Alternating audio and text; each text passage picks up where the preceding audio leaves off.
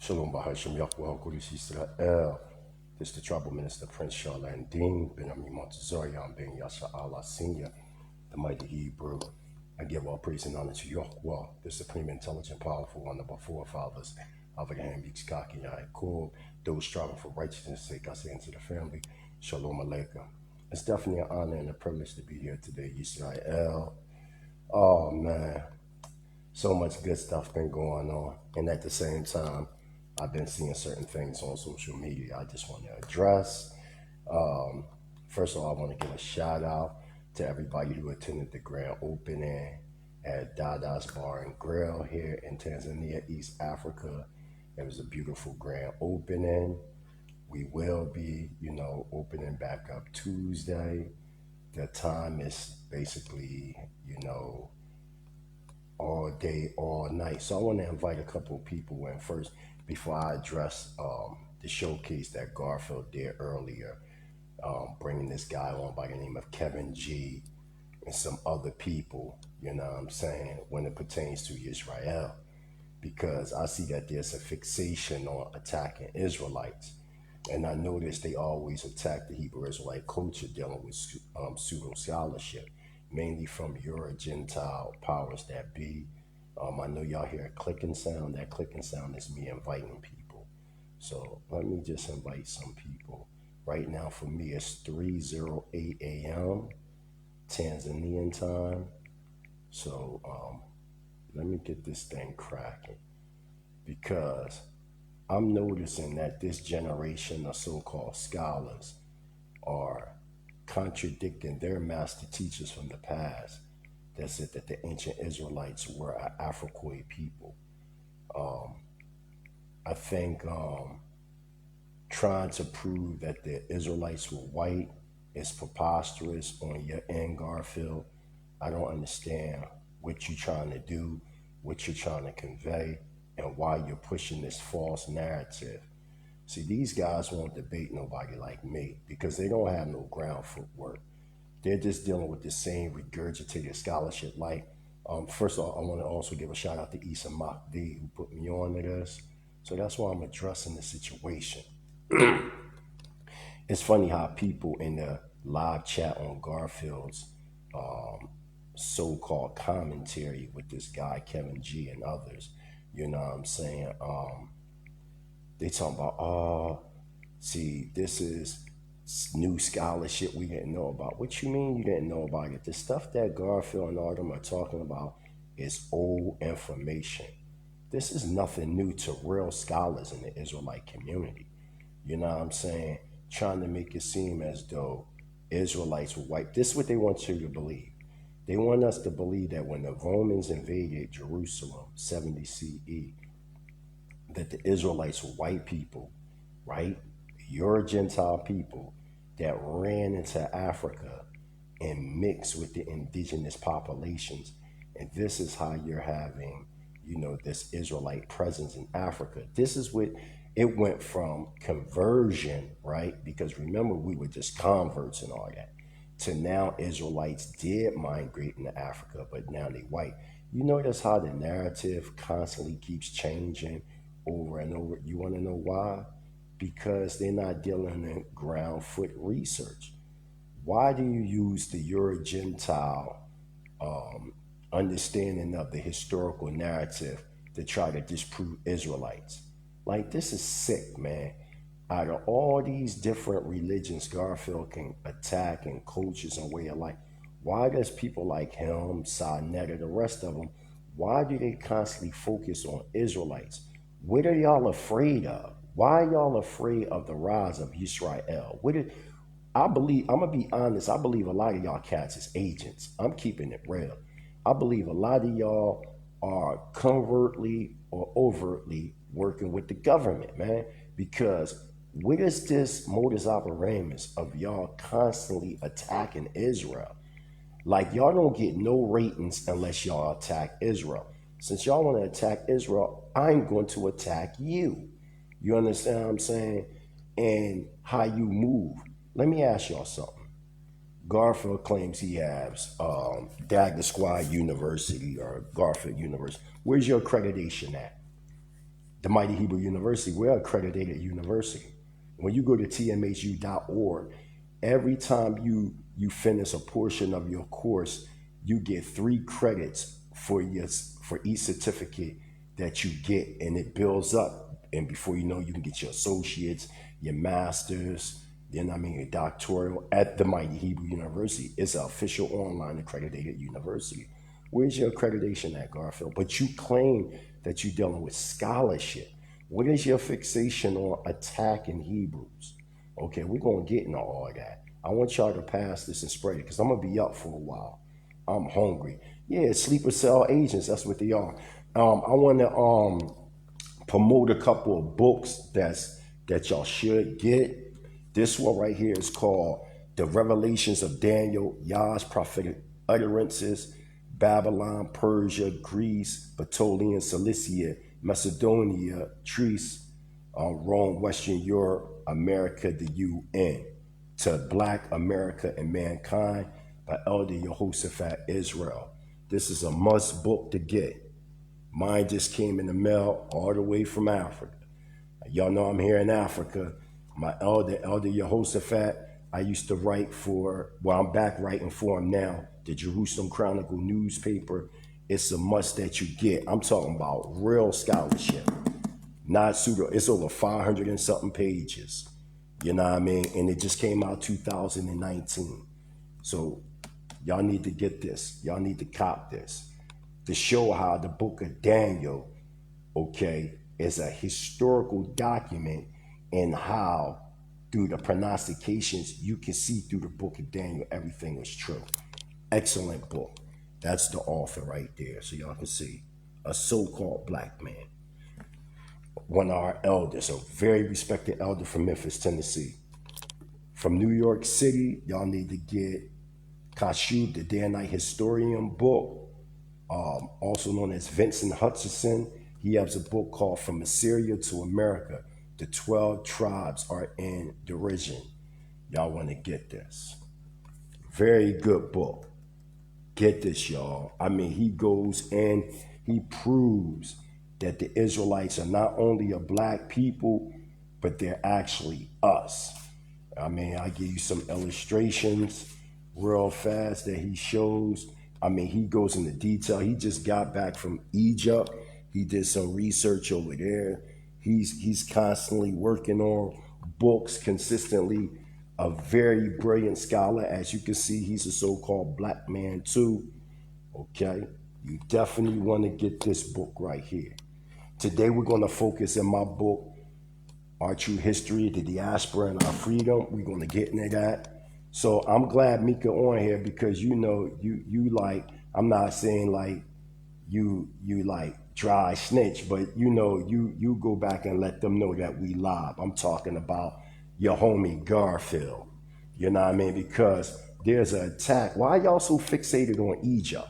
Oh, and so y'all know I supposed to have debated Tahuti tomorrow. It's postponed. Tahuti's not feeling well. He's deeply under the weather. So he had to postpone, you know what I'm saying? I'm not saying he postponed on purpose or anything, but y'all seen the last debate me and him had, and it was like, it was to discuss the topics, but you know, we start debating and I put that fire to him. I'm not saying that scared him or anything, but he just debated vocab Malone, and in the process, he started getting sick, and like everybody in the house is sick. So I want him to be well for the debate, because right now he's saying he don't have his voice. So, you know, I don't want him to half step in the debate and don't have his voice. So it's not from my end that the debate is postponed until further notice. I think within the next week and a half to 2 weeks, we'll do the debate. I'm here, my PowerPoint's done, I'm ready. You know what I mean? I'm gonna give y'all just a little bird's eye view. So, Tahuti, you say that there's no Kemetic records, there's no records in Egypt of a man by the name of Moses? All right, wait until the debate. I'm gonna show that there are actual records. I'm gonna give y'all a hint. There are actually artifacts that were found in 1905, but they weren't translated into 2016. That's all I'm going to give you. I'm not going to give you nothing else. But you remember, you said that there's no documents in Egypt that of a Moses, right?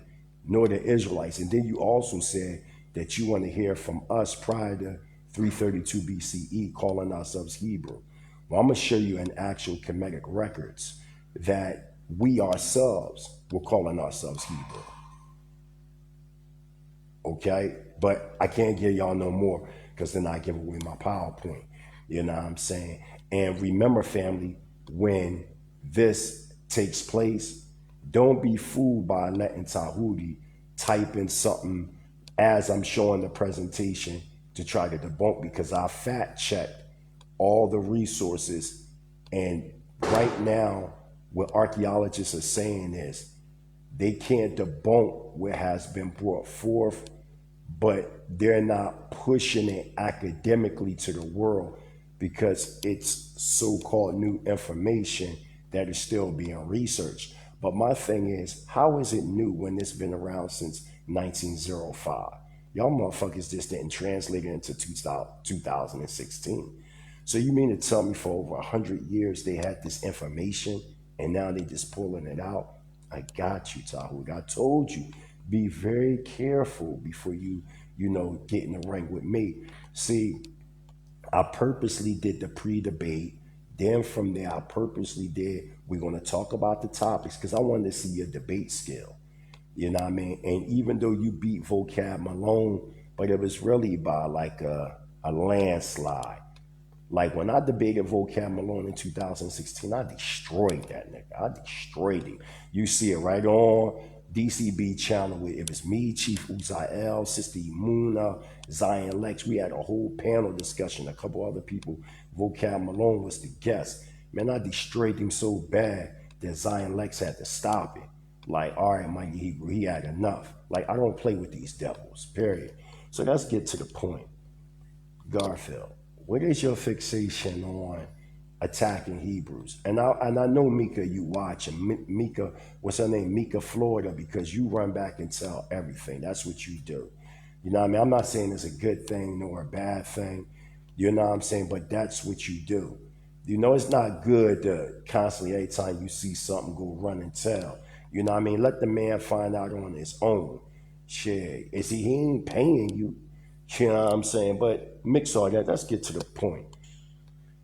I'm going to show y'all something.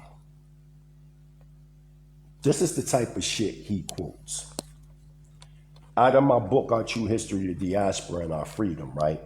I say this. So there is no surprise that the so-called Ugandians have traditions of their Israelite heritage. The rest of our ancestors traveled towards Lake Chad, where they connected with other kinsmen and kinswomen from Arabia and Yemen. Then from there, they traveled to West Africa. From about 300 CE, there were countless waves of migrations of Hebrew Israelite sovereign nationals that traveled from North so-called Africa to West so-called Africa. This process was going on for 1,200 years. A citizen in Timbuktu named Abdar Rahman S. Sadi scribed a book in 1652 entitled Tarika as Sudan, or the History of the Sudan, which states that the founder of the first Sudanic dynasty in West Africa was a Hebrew Israelite sovereign national named Zah el-Yemeni. That stopped right there. So what Garfield and them now is pushing, right, is that they like, at first it was the conversion thing, right? So they must have got hit to, I'm like, yo, that's challenge groundwork versus Western academia. So now they researching and finding out that the Igbos and others do have validity of them being Israelites. Because prior to the Igbos converting to Judaism, they was already upholding the Hebrew Israelite culture. If you notice, the Lamba in South Africa, they have a story saying they came from the Levant to Sinai and then to South Africa. Then you see the Igbo, they're saying that, well, they have two traditions. You have the Igbo saying that after the Exodus, that they didn't go into the promised land. Remnants of the tribe of Gad didn't go into the promised land, but they actually went to Nigeria, okay? And and in Nigeria, they suppose that descended from a man from the 46th chapter of Bereshit or Genesis by the name of Eri from the tribe of Gad. Then you have another story of them coming after the Babylonian exile because of the archaeological relics that they have, like the shield of Dawid, or Dawid, however you want to pronounce it, David. They have a bronze shield of David going back 500 BCE. So that right there also debunks that the shield of David is the star of Moloch. The star of Moloch and the shield of David is two different things. Another story, another topic. But we have archaeological relics of the Igbos writing in Hebrew, doing traditions, things of that nature. Yeah, we have to see through the bullshit. I don't claim your faith, but I know you, my brother. Yeah, much respect, Moore's wisdom. I just want to make a slight correction because, and it's not an attack on you, this is not a faith. I'm saying that we're the ethnic Hebrews. That's what I'm saying. Like, why would it be so hard pressed? And I'm not saying you, I'm just speaking in general. Why would it be hard pressed to acknowledge that Hebrews came on the slave ships? I'm not one of them Hebrews that say every slave that came on the slave ship was a Hebrew. That's dumb. But we have oral traditions as well. And this is why I keep telling Tahuti, and I know more wisdom. You seen that last discussion me and Tahuti had on his podcast. And even Tahuti even let me know, like, I'm the first one that actually made him curse and get out his character, because you can't be a cultural hijacker and say, you know, you're going to deal with Kemetic paradigm, but you're not Kemetic. Like, and my whole thing is with the Kemetic paradigm, how can you build government out of the 42 negative confessions of Maya? These are confessions. I have not stole. I have not done this. I have not desecrated the bodies of the ancestors, etc., etc. But how do you build government out of that? See, we got to stop bullshitting. We have to stop bullshitting and deal with reality. The so-called Egyptians or the people of Qanath, they're not even ethnically related to us. You know what I mean? In the sense of lineal wise, naturally all nations have some form of interrelation. But that we're talking about our direct lineage. We don't look like them. I live in Africa, brothers and sisters. And I'm telling you, when you come to Africa, you can tell that our spirit, so-called African American, we're different from these people. Now, you do have Israelites in the midst, like the Bantu speaking tribes, the Wahhabranian. You got different tribes over here that know that they're Yisrael. But then you got tribes that are not Israel. And you can clearly see the total distinction. Our phenal structure, our cranial structure is different. The way we move, the way we walk, the way we talk, there's a total difference. You know what I mean? We know that we're not them people. Even when you look at our understanding of culture, whether if you study in the Moorish Science Temple, the Nuwabians, the Nation of Gods and Earths, the Nation of Islam, the Black Panther Party, etc., Kemetic science, Hebrew Israel, you can tell that the spirit of Elohim, who we are incarnated as, put that high science understanding, like for instance, the black man being God. You'll never hear that over here in Africa. That he's arm, leg, arm, head. What's today's mathematics, God? So if today is the third, right? I mean, the second, that would be wisdom. How you see that, God? Wisdom is secondary, but most necessary to produce life. Wisdom is the manifestation of one's knowledge, right? If you in the nation of gods and earths, this is how you build it. Hebrew Israelite, shalom, Lord. You know what I mean? We got commandments. We doing the high holy feast. We in tune. We speak in Ivrit. We have a community in Damon. What I'm saying is these guys that are on social media calling themselves debating, they don't have no ground foot research and they don't have no communities. Why can't they build no communal structure off of what they believe in? You want to know why? Because it's bullshit. It's just nothing but intellectual property. It's intellectual masturbation. That's what it is. But when it's really time to self-govern, How you going to self-govern if you don't have a culture to express the governmental structure? What you going to do, adopt the European? That's what they doing. You don't see them talking about going back to Egypt and building no governmental structure in Egypt. You don't hear no shit like that. These guys is frauds. I'm talking about in their scholarship. And for real, I'm saying they agents, because why are you trying to destroy a people who's trying to self-govern themselves? The Hebrew Israelite nation is the only nation that is a repatriating nation, because it's prognosticated in the Tanakh that we would leave, after doing 400 years of captivity in Bereshit chapter 15, verse 13 to 18. I'm saying that resides from 1619 to 2019. 2019 is the post-judgment, COVID, the George Floyd murder, and so many other things happen. Now y'all trapped in the United States. Now y'all got to see what's going on. While y'all sitting up here watching YouTube and debating, are y'all growing your own food? Do y'all have livestock? Do y'all have a sovereign flag? Do y'all have a proclamation? Our proclamation starts in Bereshit chapter 12, verse 1 to 3. Do y'all have a schematical blueprint to be self-governed? Do y'all have a constitution? Do y'all have businesses for generational wealth? This is the type of shit I'm talking about, man. I'm not talking about getting some land in the United States where now the only way you can plant and produce food, you have to be under a corporation, because now it's against the law in the United States to have independent farms. Do y'all see what's going on? Y'all laughed at me all these years when I said Hebrew Israelite sovereign nationalism. We got to get out of America. We got to leave. Now the only way that y'all can leave from the country, y'all got to get vaccinated. We anti-vaccination. None of us is vaccinated here. None of us. So basically what they're doing is injecting a chip in you. That's what they're doing.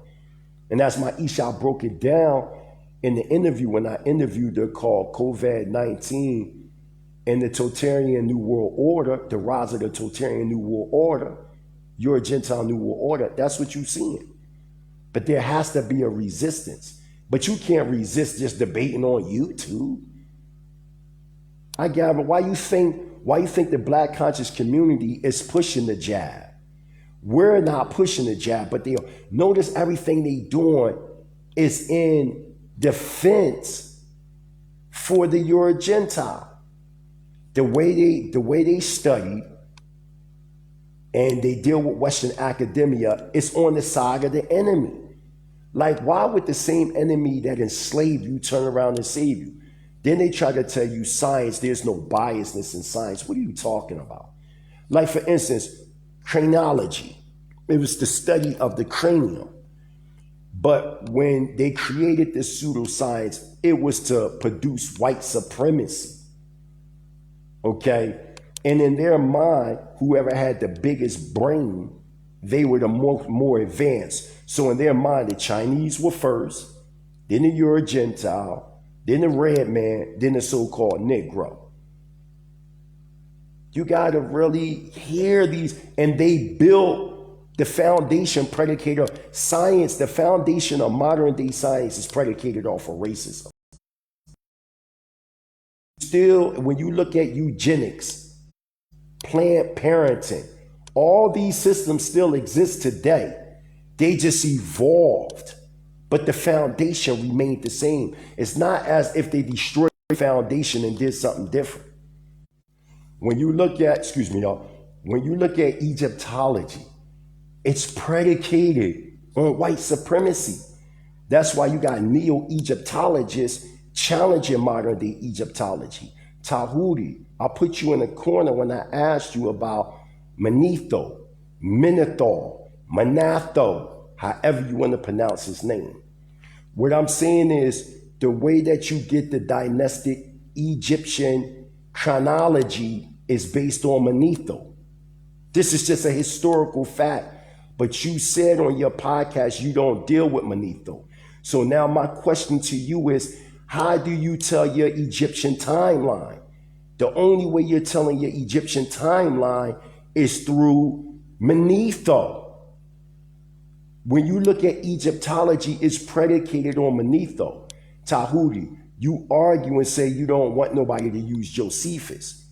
But for you to know about your Egyptian chronology and Manetho, the scholars had to go into a portion of the works of Josephus known as Against Ampinon. And in them writings, it shows the chronology of Manetho and the Egyptian timeline, because really the Egyptians didn't even have dynasties. That's number one. Number two, that is the source, that is the foundational source that Egyptologists use, is Manetho's chronology. And that's what you use. We have you on Killer Priest podcast when me and my Isha visit directly live in LA, that you're pulling out Wallace Budge books, and that's what you use to translate. So one, you don't know Medunetta. Number two, you're using the same Euro Gentiles that hated the so-called black man. You're using their translations. So basically your foundation is centered on European thoughts, actions, and behavior. But then you're trying to question us and say, well, show us where our ancestors ever called themselves Hebrew. What are you talking about, dude? You don't want to use the written documentation from the people, which you can go right into the book of Jonah, chapter 1, verse 9. Jonah is using it in the Ivrit, in the first person singular. He says that I am a Hebrew. What are you talking about? And I'm not going to give you my sources yet until the actual debate, where I'm going to be using archaeological records that they found going back to 1446 BCE, where it's directly in writing, where it's saying we Hebrews are suffering under the hands of Egyptian tyranny. I'm going to show you this. But because you only are focused on a certain narrative, like if you're a biased researcher, the only thing you're going to look at is what you believe in. This is why when these guys debate each other, if somebody, let's say, if I put some information up nobody never heard of, then as you're doing your presentation, they'll type it up and they might say, such and such Stella debunk. I'm just using that as an example. So they might find somebody and then they'll say, well, such and such debunk. That's not real scholarship.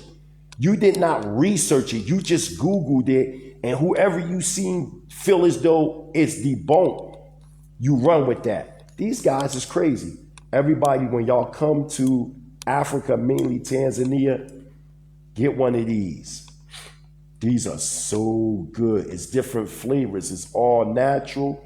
This one right here, eating or drinking a pomegranate. And it's all natural. And it's very, very, very good. Very good. It's the way you open this joint. There you go. See, you open it like that, and you can still, inside, look, you can see the pomegranate in it, right? It's very good.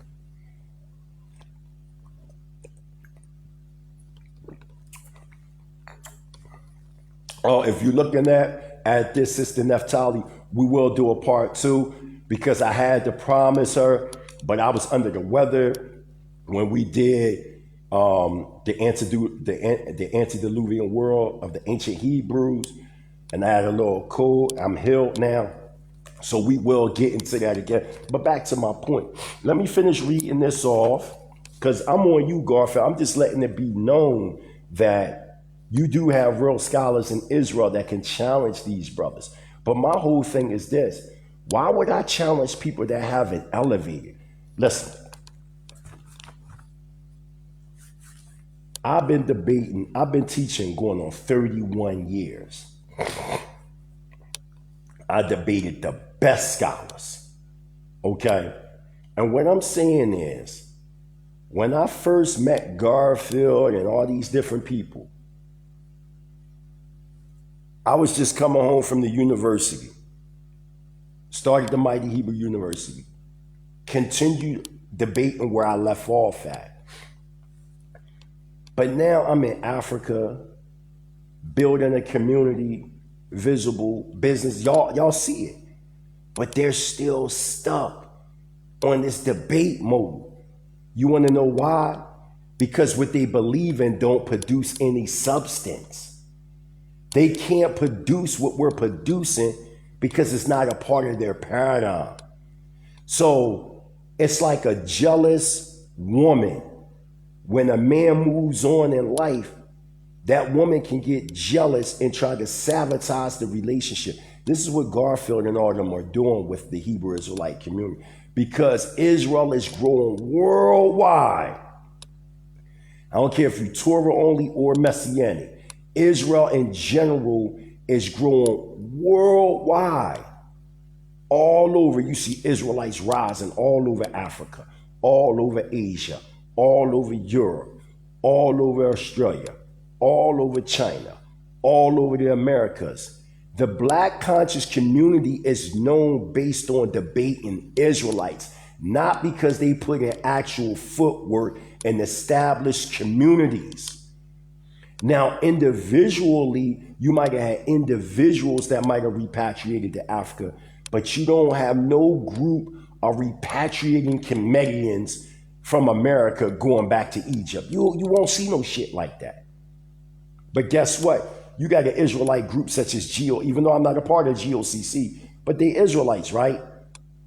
Well, you got a bunch of them that live in Egypt. Why is it that our understanding drives us to leave America, but not them? Their understanding is to embrace America, to accept the jab, and to justify it with all this rhetoric. Uncle Ket, also known as Unc West from out of the Amin Ra squad, is telling people to take the jab.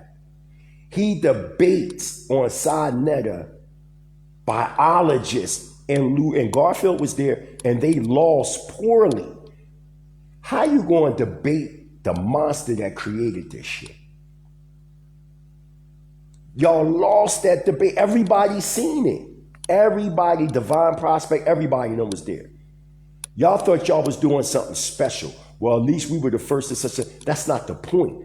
The point is these are biologists and doctors and scientists, and they're telling you that you fucking wrong and that the jab isn't good. We're seeing people die every day taking this shit.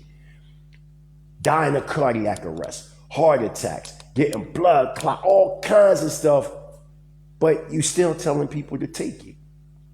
Then you can see the scheme that when people start saying this ain't even FDA approved, that what vaccination they ever gave that was FDA approved in a matter of months. This shit is about population control because it's 7.1 billion people on the planet and they need to drop it down to 6 billion people. Y'all don't see what's going on here? And then y'all letting some cracker like Bill Gates push this narrative of population control. And nobody's not telling you that Bill Gates has relations with the same wicked witch that created Planned Parenthood, which you got all throughout the urban communities. They not pushing that in the white communities, but they pushing it to a theater near you. Check your local newspaper for listings. This is the type of games that these people play. And y'all accept these games and these narratives as cool.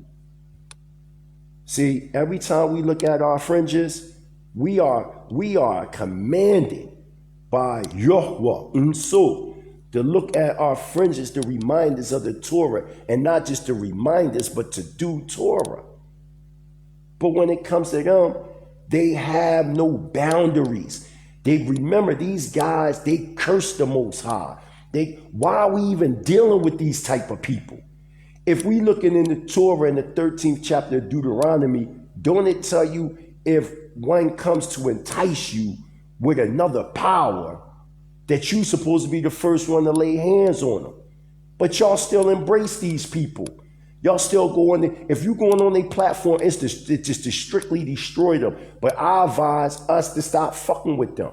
If all Israel stop fucking with them and stop dealing with their platform, I bet you they'll die off.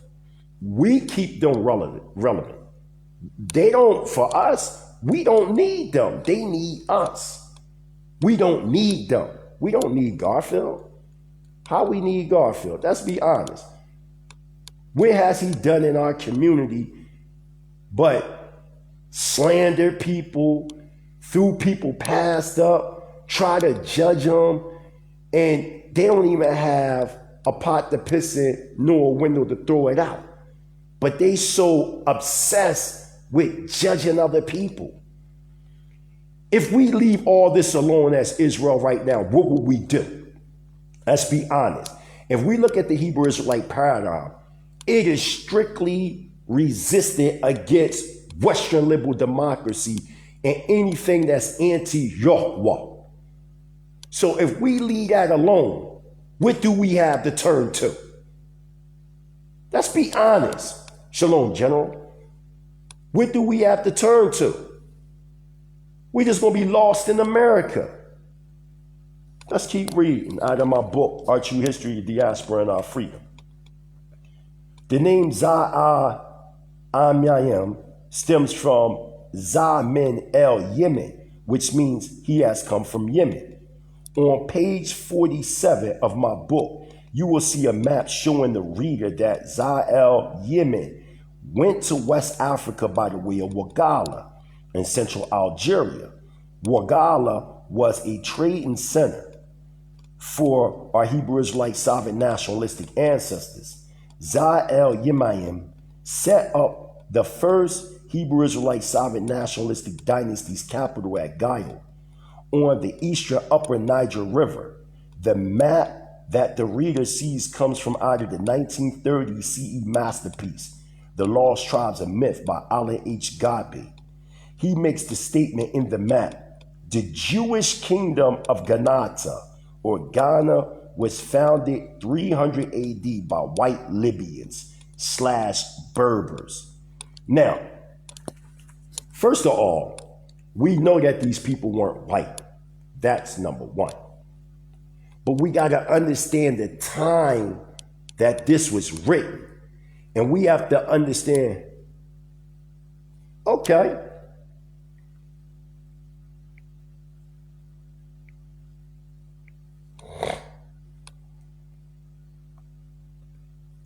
they saying, Cam, I just tried to invite you, and they saying they can't because of technical difficulties. This is a bunch of games that Facebook is playing. This is why, yo, Elder Qanath, you need to put this up on your F.O.P.E. because the scholarship that I'm coming with, nobody, they can't fuck with it. Because I'm dealing with this ground footwork research. I'm not dealing with, what scholar said what, or this scholar said what. Now, the quotes that you're using, Garfield, and that guy, Kevin G, and all them that you had on to try to discredit Israel as being quote unquote black, you got to remember during the time of the 1900s, you got to understand that they was trying to make all of northeastern Africa what they consider dark-skinned Caucasians. This is a historical fact. This is why they're talking about white. This is live right now. I'm live right now, so what I do is after this, I send it in your inbox, and you need to play this on F.O.P.E. Israelites Tonight. This is what they got to get. So now, if you go to any of the old encyclopedias back in like 1910, 1920, you'll see them calling the Ethiopians white Ethiopians, Caucasoid Egyptians, stuff like that. Why? Because they looked at everything that was like northeastern Africa as the highest cultures of civilization in Africa. And because of their pseudosciences and chronology, and that the so-called Negro had the smallest brain, they said that so-called Negroes could not have built the pyramids or created these high sciences that you see in ancient Kemet and Sumer and Babylon, things of that nature. So they identified these as white people. This is a historical fact. This is why when you look at Egyptology, it's predicated on them believing that the ancient Egyptians and the higher class of the Nasut or the pharaohs that they were white. So if they were saying that, wouldn't they have been saying that about the Israelites as well?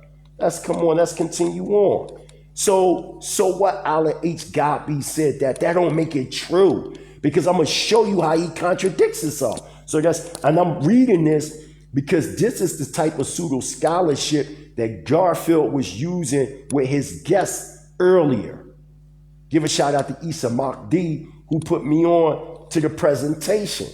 Garfield, you're out of order for even using, you attack everybody for using old information, but you on there using old information to discredit us as being Israelites. Why would you do that? Especially being done and knowing I'm around as if I'm not going to see nothing about it. And you can attack me all you want. At the end of the day, I'm beyond that. I ain't even got to respond to you. You respond to me. I don't respond to you. Watch this. The Jewish kingdom of Qanath or Ghana was founded 300 AD by white Libyans. Yeah, as y'all would say from New York, go figure. I say in my book, this is clearly false because as we can see, Gabe puts his foot in his mouth, which I will prove in a second. Also on the map, as the reader can see, he, Alan H. Gabe, a so-called white man, states, white Libyan dynasty founded amongst the Negro Songhai about 620 AD by Za'el Yimayi. It is a fact that Za'el Yimayi came from Wagala in southern Algeria, as Professor Gabe stated. At this time, all the original so-called Jews from the tribe of Judah were bronze or black in skin tone. Now, if the reader looks at the map on his or her left-hand side, you will see that the words Black Jew circle inscribed right under the word Wagala. And remember, Za'el Yimayin came from Wagala. So let's look at it. Don't believe me? Let's look at it. Okay? So, you're going to see an arrow that I made. You're going to see circle Wagala, Black Jew, right? You're going to see Wagala, Black Jew, the migration with the arrow, and then Gawa.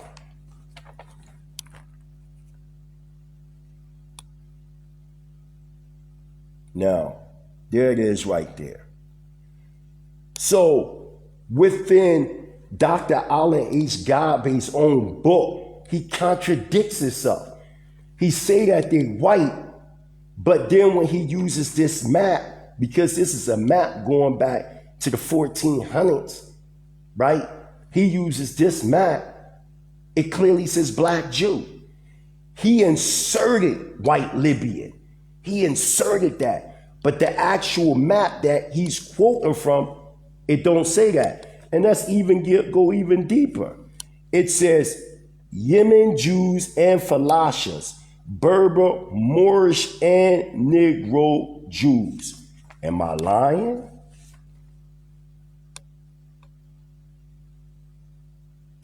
You see, this is what I mean by the so-called lies, the so-called deception that y'all think that we don't see. What is this fixation of trying to disprove that we Israelites? Why? Why? What is the big deal?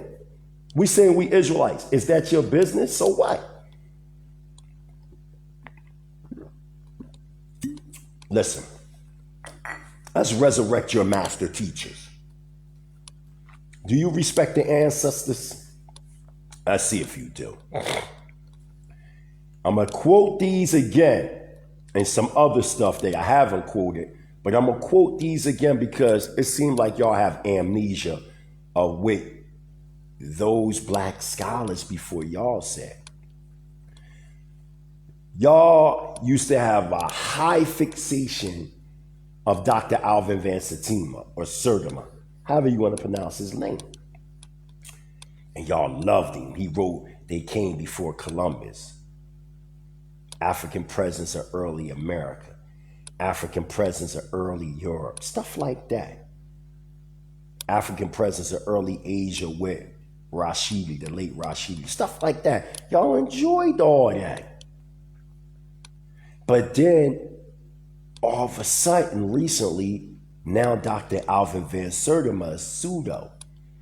So I say in my mind, damn, why all of a sudden he's pseudo? Well, let me tell you why. Y'all do know that Dr. Alvin Van Sertima was a practicing black Jew until his death. So now it's starting to make sense. He's pseudo now because y'all must have found out that he was a Hebrew. A lot of people didn't know that Dr. Alvin Van Sertima was a Hebrew. They don't know that because remember, he was only speaking and addressing the academic world. So he never put out his personal life. But look it up. Dr. Alvin Van Sertima was a practicing Hebrew. Misnormed Jew. Sheikh Anta Diop. Y'all love Sheikh Anta Diop. Y'all cherish Sheikh Anta Diop. Isn't this the man that made carbodating 14 method? He from Senegal, right? He was a Muslim, married a white French woman. Okay, whatever. But it still don't stop his scholarship books such as Civilization of Barbarianism, stuff like that. Y'all love him. So why is it that on page 233 in his book, Pre-Colonial Black Africa, he recognizes the writings of Timbuktu scholar Tariq El-Fatah, right? An eyewitness. Deuteronomy of Devarim chapter 19 verse 15 says that you need 2 to 3 witnesses. So that's what I'm gonna do. We're gonna play this game. I'm gonna give you 2 to 3 witnesses from your own people. You're gonna stop playing these games with my people, man. We enemies. We not. What y'all think? I fuck with these guys? I don't fuck with these guys. These guys are enemies to Israel. If we had our own sovereign land, these guys be put to death because they blaspheme. Why you think they all being destroyed right now? That whole side is, remember when Polite shot up the Bible and all that stuff? Remember all that? Now look at it. Young Pharaoh, all them, how they all, you know what I'm saying, disrespected the king of the heavens and the earth. And now look at their world. All of them, every last one of them are being chopped down as the wicked trees of the garden that they are. I'm keeping it real. I'm tired of playing with y'all. So I'm going to use your own master teachers. I'm going to resurrect them from the dead. And let's see what they say. I'm going to read what they say. I'm not going just come out of my own imagination. You just saying that. Oh, you making that up. Because that's y'all favorite line. That's what y'all say. Y'all always say that somebody made something up. But the only one that making something up is you. Y'all the only ones running around here making up a whole bunch of shit. Okay. Like I said, you can go to Pre-Colonial Black Africa. I'm reading it right here. This is what Sheikh Anta Diop says out of his own mouth. This ain't what I'm saying. Okay. According to Tariq El-Fatah, an Israelite minority also lived in the bent of the Niger region of Tendarma and had made a speciality of cultivating vegetables watered with fresh well water instead of river water. Come on, man. Fucking cutting your goddamn skull off. That was Sheikh Anta Diop. This is somebody you love. This is somebody you cherish. Within the Afrocentric Black conscious community, they say that there were Israelites that lived in the Niger bent. Don't the Igbo live amongst the Niger bent? And aren't they saying that they Israelite? Could it be that they have some type of validity? Could it be? So you want to quote scholars, European, Gentile scholars to try to cut us down. But I'm going to use your own Afrocentric scholar. I'm not even going to use our scholars yet because you're going to say, yo, Mighty Hebrew, you're using your scholars. So naturally, they're going to agree with what you say. Okay, that's a fair assessment. Okay. So what you say about Sheikh Anta Diop just now, quoting an eyewitness Tariq El Fattah saying that there was a minority in the Niger bit that were Israelites. Where they at today? These were eyewitnesses in Timbuktu at the time that there were Israelites there. That's one witness. Second witness, Dr. Yosef A.A. Ben Yochanan. Y'all love, I know Dr. Ben personally. So you can't tell me about a man. You never even met the man, Garfield. I know the man personally. I knew him before he died. I did a big event with Dr. Ben, Sadnetta, all of us, my ex-wife, all of us.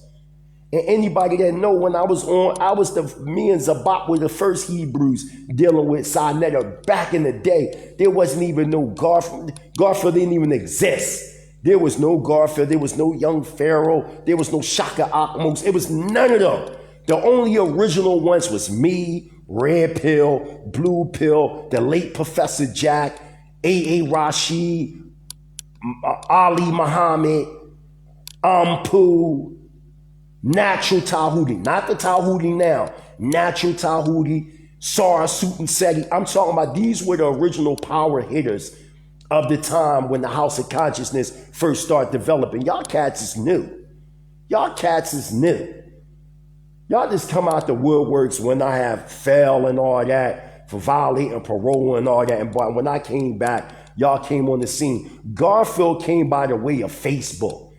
Garfield used to be cool with my Ima. They was friends on Facebook and they would exchange ideas because you know my Ima, she a Hebrew too. And she sharp. So my mother used to school Garfield on a lot of shit.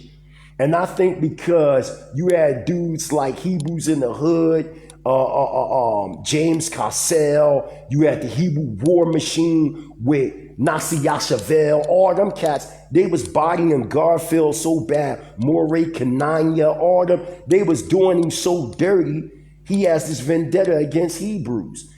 He came into the House of Consciousness by the back door. Not that he actually was bodying real scholars. He ain't bodied no, and every time he debated Zion Lex, he always lost. He never beat Zion Lex in the debate. Never. Never. And he never used his own scholarship.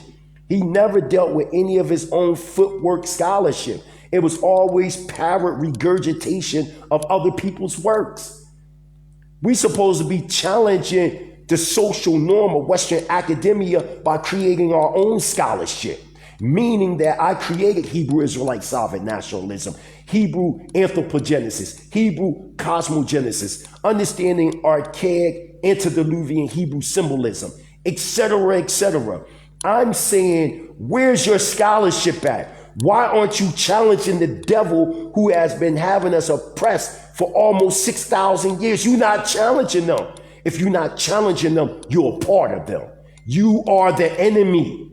You are the enemy that is against Israel, period. And if we was under Torah Constitution and under our own sovereign government and you was a part of it, you'd be put to death. For the simple fact you're trying to discourage us to turn our head from Yahweh to another power that you're creating by your own fixated imagination. That's the problem with y'all. Y'all haven't dealt with real scholars that can cut your fucking head off. I'm sick of these guys because all they do is attack Hebrews. But when it's time to challenge, if you notice Garfield, you hide what you believe. You think, I don't know, you're an undercover Christian, man. You think you slick, but you're not. Not with me. Listen. You hide what you believe so nobody can challenge your beliefs. That's what they do. Y'all always want to put the Bible on trial. What about your fucking Purim Hey-Ru? What about your Hosea? Y'all need to be put on trial. And look at all them abominable acts that the ancient Egyptians did. Stop acting like they were divine. If they were so divine, why they don't exist today?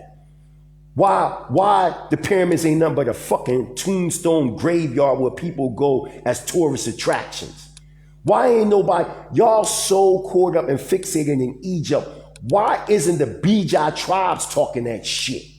You think the Dogon give a fuck about that? They so busy following the stars Sirius. They don't care about all that, and a lot of them is Muslim. So again, Where's the progress at? Let's get it. Let's get it. Let's get it. So now, I want y'all to go to African Origins of the Major Western Religions by Dr. Joseph A. Ben.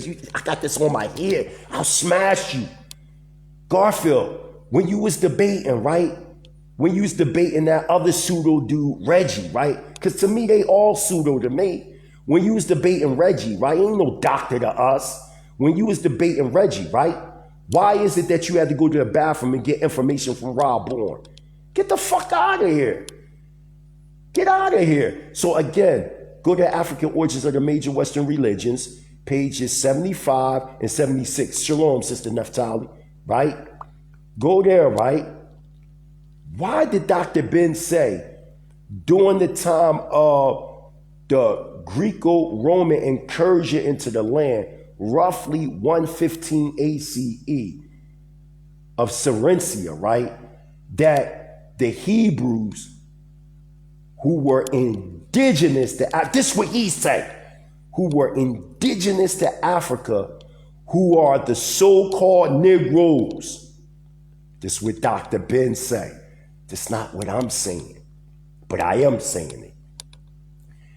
They were ran out of their land by the Romans, and that they ran into West Africa and amalgamated. Now remember, before they got to West Africa, Dr. Ben saying that they were already indigenous African people and that they were the Negroes. He's saying that they were the Negroes that ran into West Africa and mixed with the indigenous populations in West Africa and became the Ashanti, the Igbo, the Fanti. That's what he said. Challenge Dr. Ben. Don't come challenging us. Resurrect Dr. Ben. You dare not. You notice they dare not say these scholars' names. They only use the things that suits the interest of them to check. Even Seti know better than that. Seti, that's my brother. Shout out to Sarah Suit and Seti. Listen, Seti even know he got his own channel and he let you know that the Hebrews was black. So what are you talking about? You don't, and you can't dispute Seti. Seti was a direct understudy of Dr. Ben. So what the fuck is you talking about? Direct understudy of Dr. Ben. Now saying he's you know that to be true. What are you talking about? Said he's a direct understudy of Ashwa Kwesi and all these cats that created the craft of Amun Ra and all that. Get the fuck out of here. And if this man is saying that they black, how you gonna say something different? And these are direct understudy. Like I'm a direct understudy of the late Ben Ami, the living legend Prince Asiel. These people got working. How you gonna tell Prince Asiel about the geopolitical effects of Africa and he been doing that shit over 50 years? Y'all just coming in the game, read a couple of books, and then try to tell us what's going on. Where is your footwork? That's all I want. Footwork research versus Western academia. That's fucking gay. I want to bring tribal chiefs from Africa that's saying that they're Hebrews, and we can look at their traditions. Like how y'all try to lie about to Sister Naphtali when she brought her dad to Danite.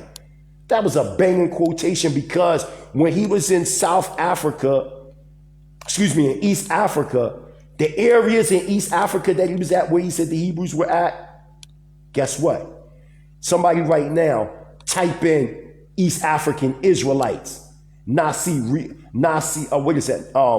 AREA, Nazi research, and all that shit will come up. To this fucking day, you can go into East Africa in them same areas and there's Israelites there. What are you talking about? Then you're going to quote somebody from the late 1900s talking about possibly China. Man, fuck what you talking about. We talking about what a dad said. Oh, even though a dad said he spoke nothing but Hebrew, but it was a possibility he spoke Arabic. Who you think you talking to? I don't give a damn about what somebody telling me in the 1920s or something, what they assume a dad the Danite spoke. I'm going by what he said what he spoke. He said he spoke Hebrew. And he said he ain't speak Arabic. But you going to sit up here and listen to somebody that never met a dad the Danite and came around in the 1920s or the early 20th century and tell you something different, and you ran with that? You went for that? Come on, man. Y'all, yo, Israel, be smarter. Y'all listen to who y'all listening to. Y'all listening to people that haven't stepped their asses over here in Africa, haven't sat with no tribal chiefs that say that they Hebrew. They only listening to white people. Yo, you embarrassed yourself, Garfield, when you brought Prudent on your show to try to discredit black people as being Israelites, and he bombed you on your own show. And he clearly said, I'm not saying that there isn't Israelites that's black. I ain't never say that. What they don't understand is something called comparative study.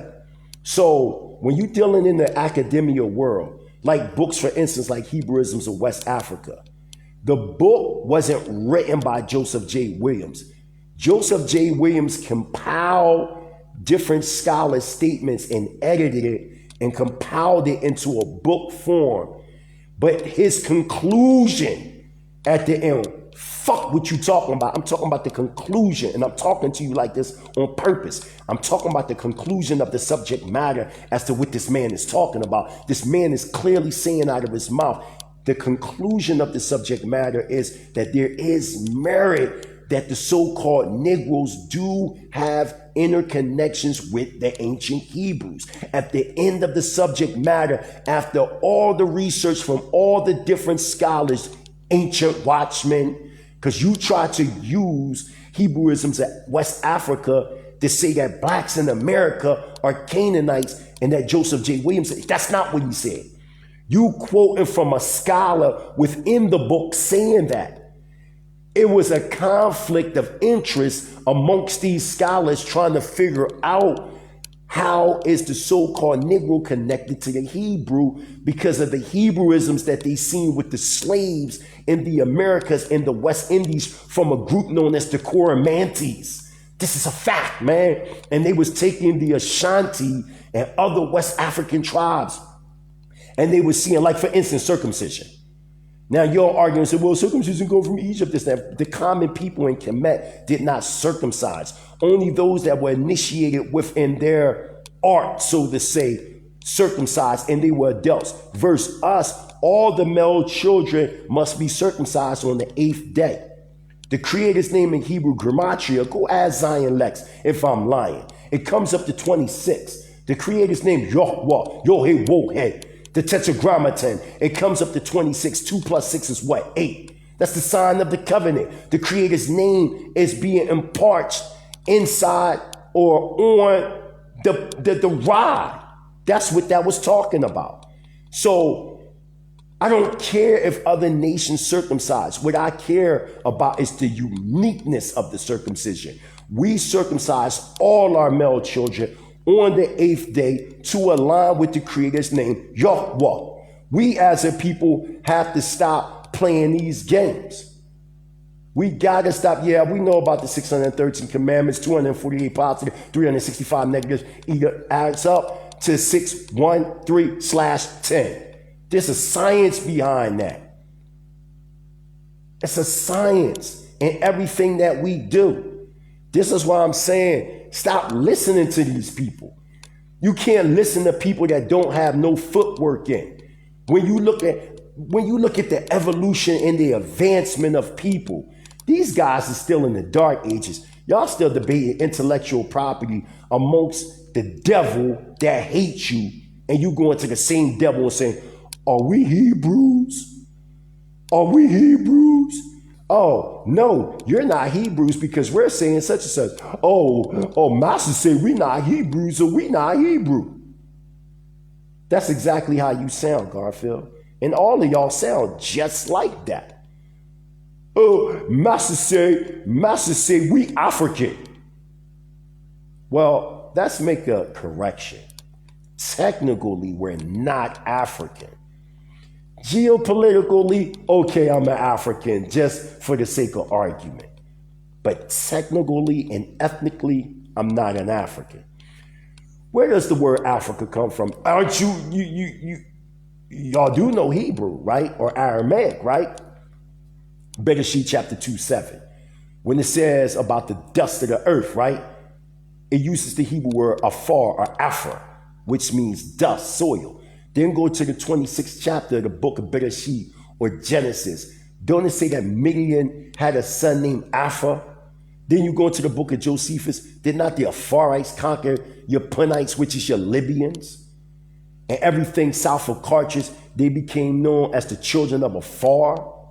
So your true Africans are a Shemitic tribe known as the children of Africa. They're not even Hamitic. So for you One West camps that keep calling the the Hamites Africans, that's actually false. Because your true Africans are a Shemitic tribe known as the children of Africa. Damn. This is this basic shit.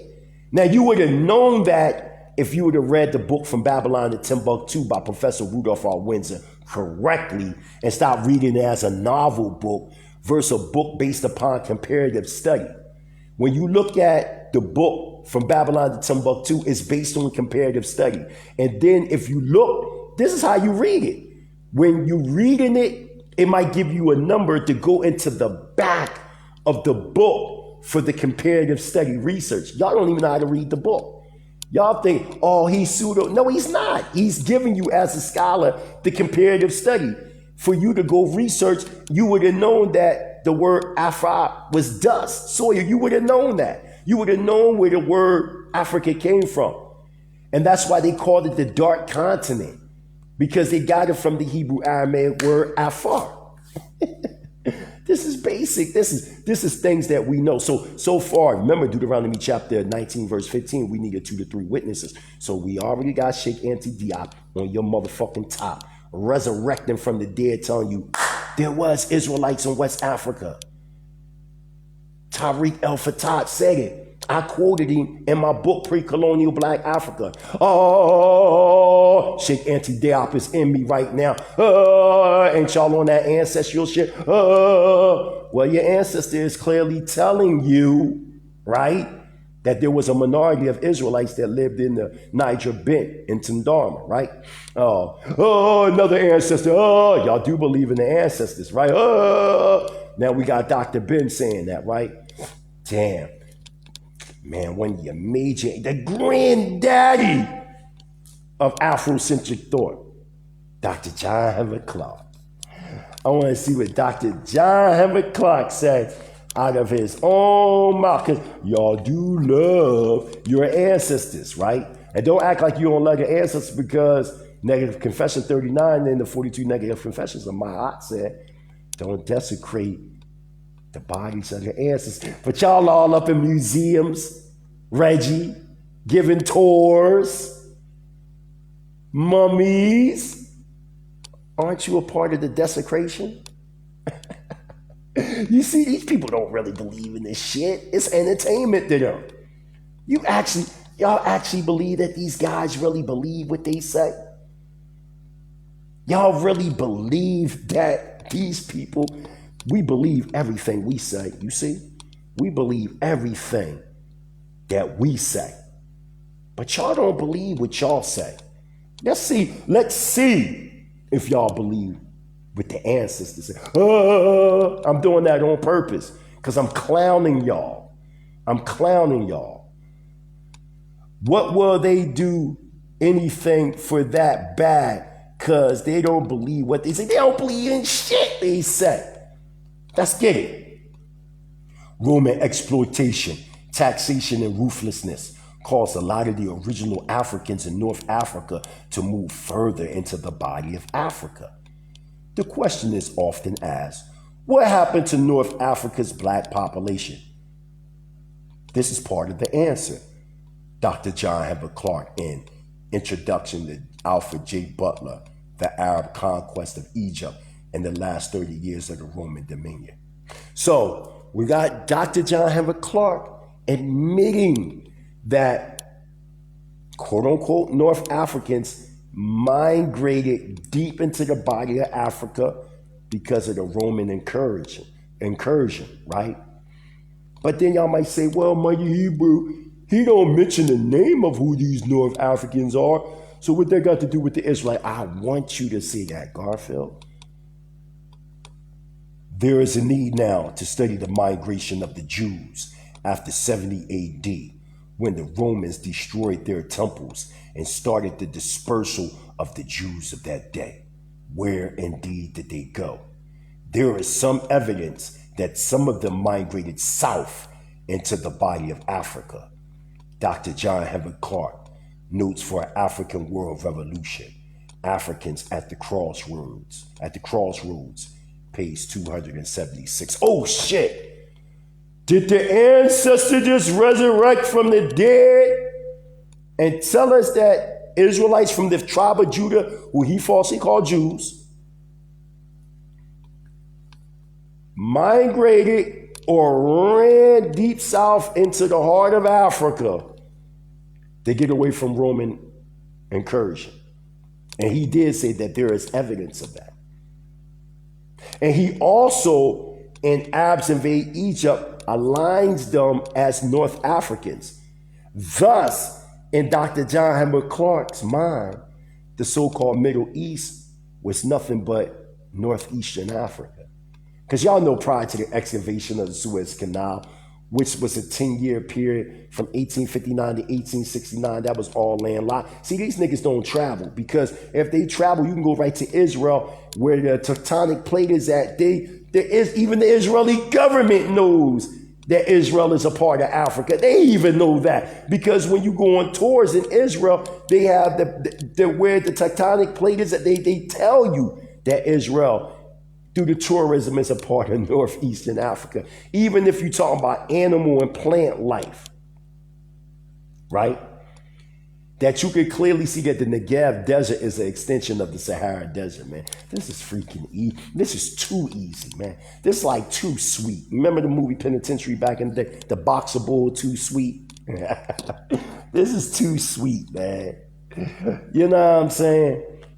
Now, let me show you what an eyewitness is. Let me examine to you what an eyewitness is. Because I think y'all Negroes don't know what an eyewitness is. Well, let me give y'all an eyewitness, because y'all act like, oh, I don't know, you know, no, I'm going to give you an eyewitness. I'm going to go into this book right here I got called The African Edenic Heritage, right? And there's a chapter in here, right, called, let me get this chapter for y'all. Guess what the chapter's called? An Eyewitness Account, the Hidden Ones, right? So I want to read to you from an eyewitness. Let's just hear this. Traveling through parts of what is known as the Holy Land, a person will see thousands of African faces of all ages. Their presence is in strike contrast to the European images of Israel's population that are splashed across the world's television screen each day. So basically what this eyewitness is saying, which, so y'all will know, this was adapted from the 1980 journals of Sekou Jahi. He was a freelance reporter, and Leon Dobbs. He was a journalist with the Akron Beacon Journal. Both returned and now reside with their families in Dimona, Israel. Let's continue on. Okay.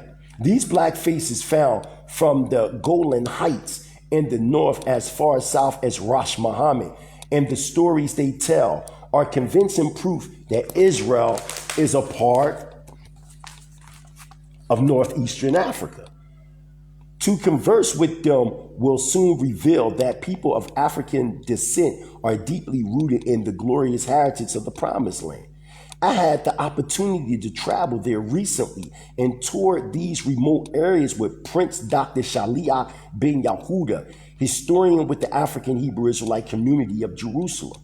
In a spiritually empowering and historically sound-filled lecture given at one of the many sites we would visit, the Prince Doctor, as we all soon call him, spoke on the hidden ones. This is what this man says. The world has unwittingly accepted lies and distortions concerning the history of the so-called Middle East, like Garfield and Near East region, he said. Our studies and experience have shown that the present day inhabitants of this region are not the original people of the land. Stop. Why you keep quoting bullshit, Garfield? We have eyewitnesses that's doing foot research. You know, in Dimona, we got our own archaeologists. We got the School of the Prophets Institute, Dimona, in Dimona, Israel, Northeastern Africa, ran by now Shah Dr. Kazriel bin Yahuda, Dean of the School of the Prophets Institute in Dimona, Israel, Northeastern Africa. Are you crazy, man? Why are you sitting up here quoting European scholars when you got a whole scholarship body that live in Dimona, Israel, that's debunking the research that you're using? Why don't you use the works of Prince Dr. Shaliah bin Yahuda? Why you don't use Dr. Kazriel bin Yahuda? Why you don't use Dr. Sar Michael bin Yahuda? Why you don't use these scholars? Why you don't use Kohen Mikael ben Levi, Israelites and Jews, the significant difference? Why you don't use scholars like that? Why you don't use Nabi Melchizedek ben Yohanan, Lewis, History of Edom and Khazari, the other Israel? Why you don't use scholars like that? You want to know why you don't use scholars like that? Because it'll debunk everything you believe in. And you don't want to talk about these type of scholars. You always want to focus on the One West camps and stuff like that. Not to bang on them, but their scholarship ain't the scholarship of what we're talking about here. That's the surface level shit. Let's continue on, because we're dealing with the eyewitness accounts of people, because he is a motherfucking hater, just like my brother Israel Baruch Judah just said. He's a goddamn hater. You know you a hater. You know you a hater. Just like you hated on that sister. That's it. Sister threatened you. It ain't about her being a sister or brother. It's a sister that chopped your goddamn skull off. And you wanted to challenge her and try to embarrass her and got embarrassed. But watch this. Watch this. Our studies and experience have shown that the present day inhabitants of this region are not the original people of the land. The majority of those defined by modern historians as Arabs are the descendants of European crusaders. These are eyewitnesses. These are people that have the ground foot research. How you going to debate them? They got the ground foot research. These guys are stupid, man.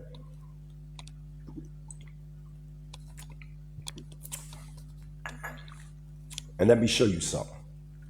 You know Garfield's from Jamaica, right? So, you know Jamaica has a close tie with the crown over there in England. And if you notice, when he did his book signing, where did he go to first?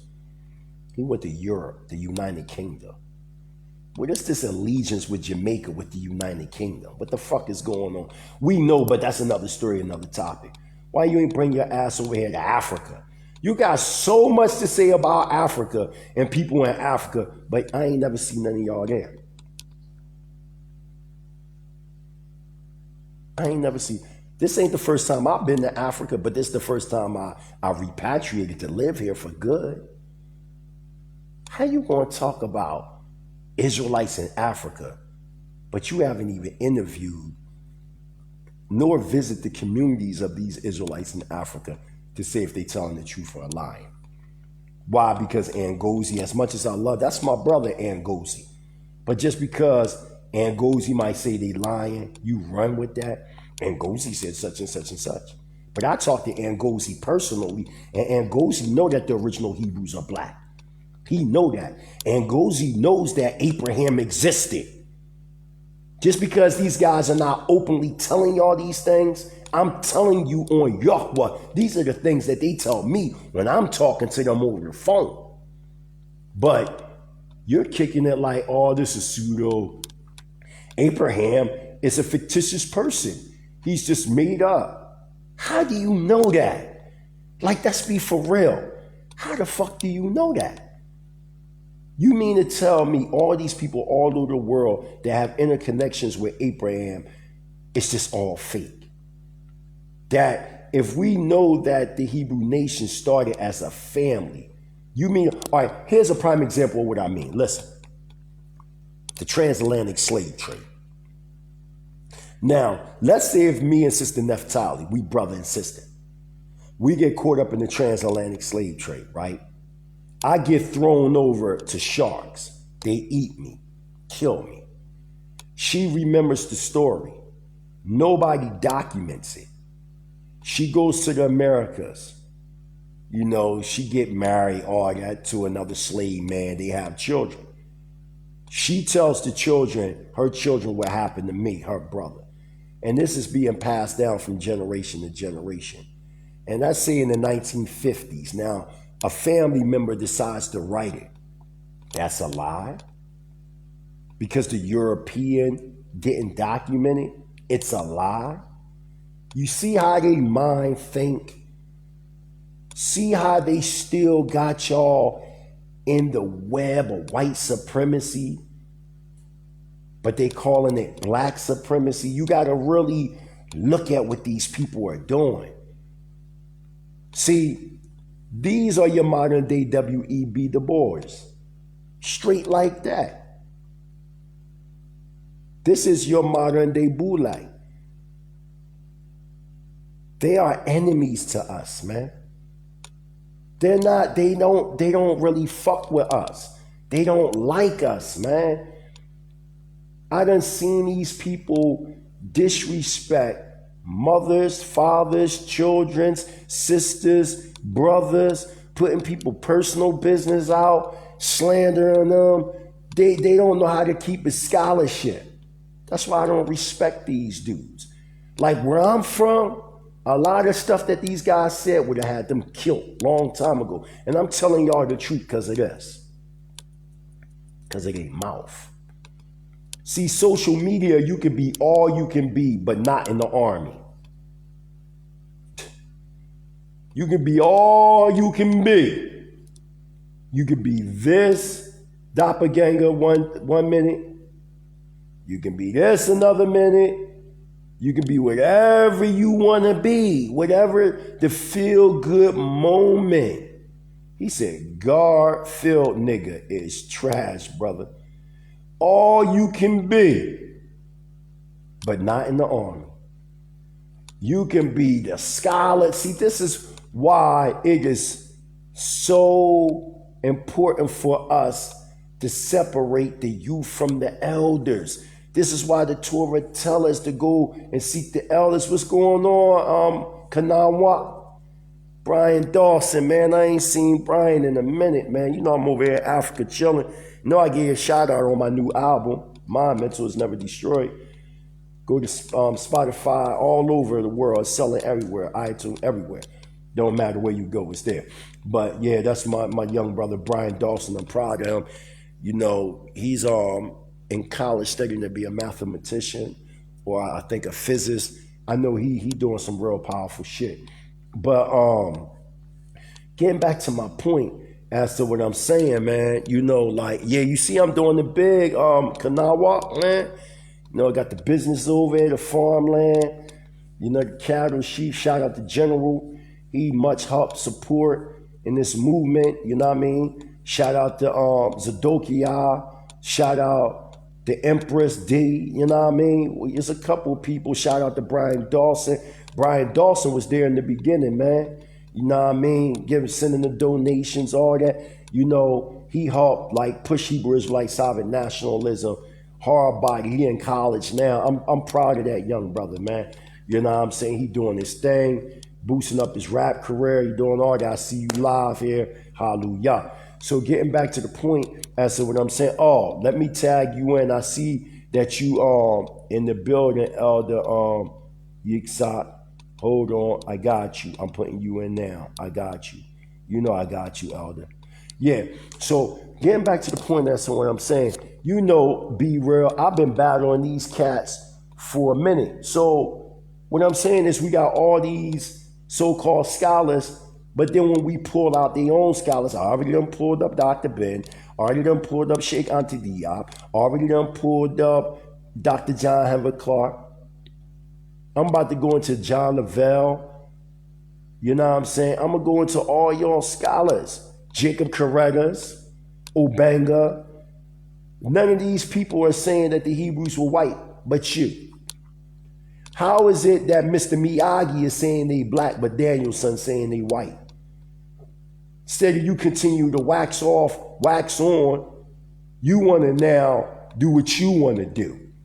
You don't even want to innovate to make better. You want to be destructive in your process of trying to confuse the world as if you know what you know. Y'all sound like Damon Wayans on In Living Color that was in prison talking intellectual nonsense. Well, the schematics of the galactic that vibrates by the way of helium and transports into the cerebral cortex that causes combustions that moves vertically in a horizontal direction that stimulates the brain. This is the dumb shit that y'all on. And people bite this shit, but y'all don't have no footwork research to prove anything that y'all saying. So, as I was showing y'all, this map right here comes out of the book, Laws, Tribes, and Myth. And everywhere that is circled, right? This is where the Israelites dwelled at. This ain't from where, I'm glad you back, Mika. You see, this is real scholarship. See, they think scholarship is where the devil tell them, yeah, you know, such and such, Kramer said this, and, you know, Prudent, you know, and then he said that. What did your people say? Did you go and sit amongst, listen, if y'all go on F.O.P.E. Israelites, Elder Qanath did a banging, him and Sharshan did a banging presentation with the Israelites from Gambia. This is, listen, these are direct sources, eyewitnesses, sources, people that live in Africa. What are you talking about? I live, you can't tell me what's over here. I live here. Oh, I got you, Elder Qanath. I live over here. How you going? That's why they don't talk shit to me.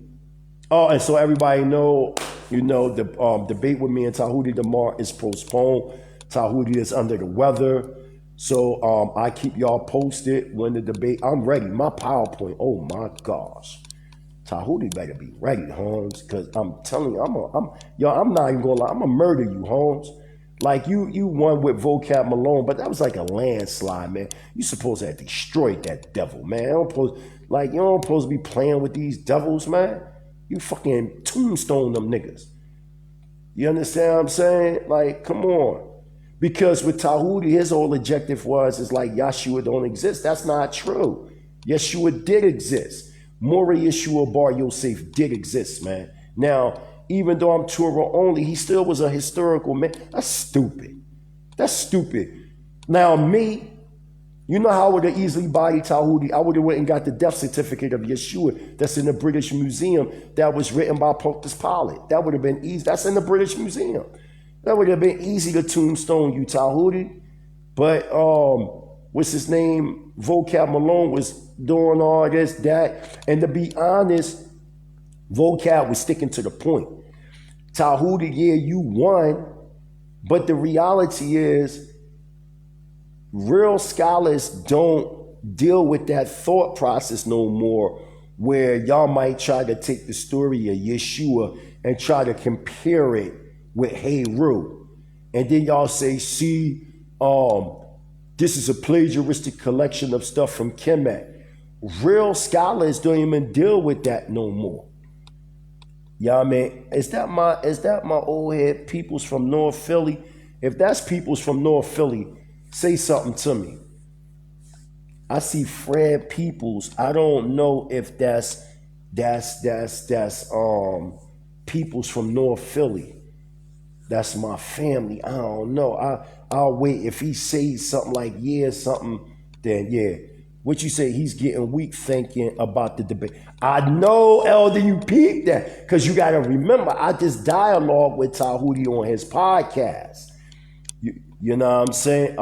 I see you, Rabbi Yosef, North Philly in the building tight tonight. You got the crew up in here in North Philly getting deep. You know what I mean? That's how we do. But yeah, Elder Qanath, see, he let me watch him. And I knew when he debated Vocab Malone, it was going to weaken him. I knew that. Like, you can't really sleep on that crew right there.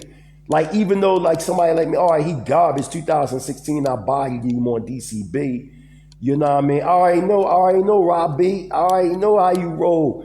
You know what I mean? North Philly be in the shadow. I already know. I'll be seeing you. But, yeah, I already bodied him in 2016. Zion Lex had to tell me, like, yo, chill, man. That's enough, man. He had enough. You know what I mean? But what I'm saying, tagged me and 84 others. Oh, man. I think Jeremiah Judah tagged me into something because I think he about to do this debate, if I'm not mistaken. I'm going to get on this soon after I'm done this.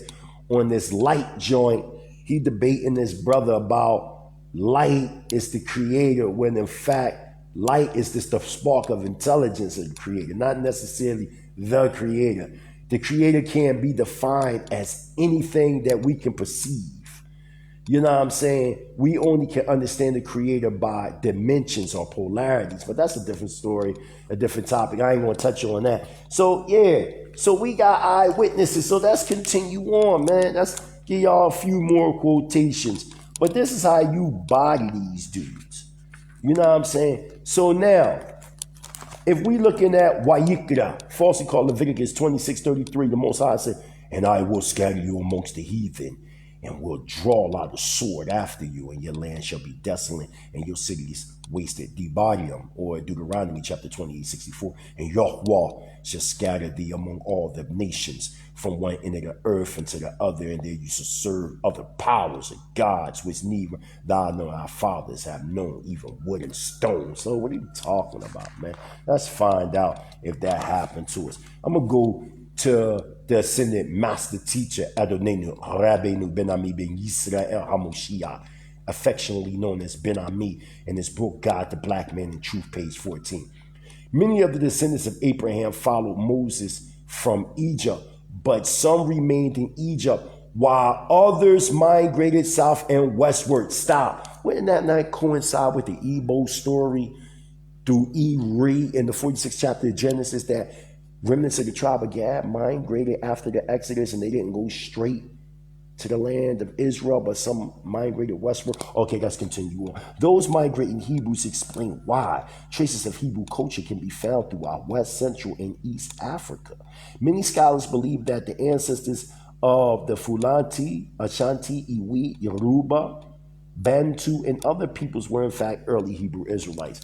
That's what, what they saying, Ben Ami saying. Now let's go to Joseph J. Williams' book, Hebrewisms of West Africa from the Nile to the Niger with the Jews, page 23. First, I'm going to give you what the consensus is saying in that book, Hebrewisms of West Africa. Then I'm going to give you his conclusion. Long before the destruction of Jerusalem by Titus, the Mediterranean shore of Africa had become lined with influential Jewish, meaning Hebrew, colonies which undoubtedly were in constant mercantile relations with the interior of the Dark Continent. But Egypt especially had been a haven, or the haven of the refugees from Jerusalem at the time of the Babylonian captivity, and for many subsequent centuries, the Jewish, meaning Hebrew, element in the land of the pharaohs continued to increase and prosper. Watch this. Now, let's go to the conclusion of the subject matter. Shalom, Mikael. Of the subject matter with Joseph J. Williams, Hebrewisms of West Africa from Nile to Niger with the Jews, page 355. This is what he says. Somewhere in the dim past, a wave, or more probably a series of waves of Hebraic influence swept over Negro Africa, leaving unmistakably traces amongst various tribes where they had endured even to this present day. Let's go to some eyewitnesses. Let's go to Zambia, because I do remember that Elder Qanath interviewed Israelites, or F.O.P.E. Israelites from Zambia. Let's go to this piece called Out of Africa in Jerusalem in the Jerusalem Post insert, April 29th, 1988, which reads, "Today there are still millions of African Hebrew Israelites and many tribes in Kenya, Zaire, Zambia, and the Congo. There are people who are circumcised on the 8th day, respect the Sabbath, and have a tradition of using Sukkot for a week." Eyewitness says, "My father taught me the Torah, and he was taught by his father, who was taught by his father," and on and on. Come on, man. This is people from Africa, man. This is what they saying out of their own mouth. What are you talking about? Let's go into English translation from the Ma'ari, Evening Prayer in Israeli Hebrew Language Daily Newspaper, November the 7th, 1993, which reads, members of the tribe called Eber Jukaik live in Djibouti, Somalia, and Ethiopia. They have named themselves the Hebrew children of Israel.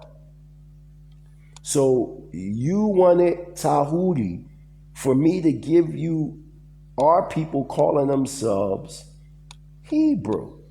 Well, you have groups or tribes in Somalia, Ethiopia, and Djibouti that call themselves the Hebrew children of Israel. They are called Eber Jokait. According to members of the tribe, they have been on the continent since the 10th century BCE. What you talking about, man? This is simple. Shalom, Abba, I see you. You see we booming over here in East Africa. You see the business. I just got my Isha. Like we booming, we growing big time. Just bought a restaurant, nightclub. You know what I mean? We got this farmland. We got the cattle. We got the livestock. We growing our own food. We sovereign, man. This is what we doing. So let's continue on. That's not just, just deal with that and only that. Let's go to Ellis Fariyayi Jones's masterpiece, Black Hebrews, The Quest for Authentic Identity in the Journal of Religious Thought, Volume 44, Number 2, page 46 and 47. Ethiopian Hebrews point out that Black Hebrews themselves included were in Africa 1,500 years or 1,500 years before Islam, and that wherever the Arabs traveled in Africa, they found Hebrews. According to their own sources, the Karnuri Hebrews were located in central Sudan, along trails hundreds of miles north, south, east, and west of Senegal, from where they had apparently migrated. Others came to the Sudan from the north and converged with those who were heading for the countries along the Niger River. Stop. Along the Niger River. Stop. Why am I saying stop? Because I'm going to go right back there. Remember, along the Niger, let's read that little part one more time. Others came to the Sudan from the north and converged with those who were heading for the countries along the Niger River. Stop. Why am I saying stop? Easy. Sheikh Ntidi, pre-colonial Black Africa, 233. According to Tariq El-Fatah, an Israelite minority lived in the bend of the Niger. Stop. Stop. Others came to the Sudan from the north and converged with those who were heading for the countries along the Niger River. Stop. Why are these people confirming each other? What are you talking about? Let's keep going. There were settlements on the west coast as well as the interior Africa in communities reaching from Morocco to Angola. Okay. Let me show y'all how the Israelites of Angola look, y'all. Let me get a picture. Let me show y'all. Because I got one right here for you. Hold on. Let me get a picture of the Israelites from Angola. Oh, but first, no. Let me stay on point. I'm going to get that in a second. Here are the Israelites from Angola. That's how they look, man. What are you talking about, man? Let me read what I said. Here's a picture of the original Hebrew Israelites from Portugal. So for all you like ancient watchmen and all them, y'all keep talking about the Israelites from Portugal and Spain. Well, this is how they look, bro. This is how they look, man. These are actual drawings that Europeans, they looked at us and this is what they drew of us. Okay. Here's a picture of the original Hebrew Israelites from Portugal after the fall of the Hebrew Islamic Moorish Empire, 5th century CE to the 15th century CE of Spain and Portugal. These Hebrew Israelite sovereign nationals were exiled to a Portuguese colony called the island of Sam Tom, which is right off the west coast of Africa. Come on, let's keep going. Watch this. The Portuguese took control of this island in 1471 CE. King John II of Portugal in 1482 told our ancestors to be baptized in the name of Christ or become exiled to San Tom. Great numbers of our forefathers were sent out to live on this island. Our forefathers outnumbered our foremothers on this island. So the Portuguese brought women for our forefathers to marry from the Angola coast, being influenced by the so-called Edomite Jews of Spain and Portugal known as Amalek. The Portuguese thought that we traced our bloodline through our mothers. This is why the Portuguese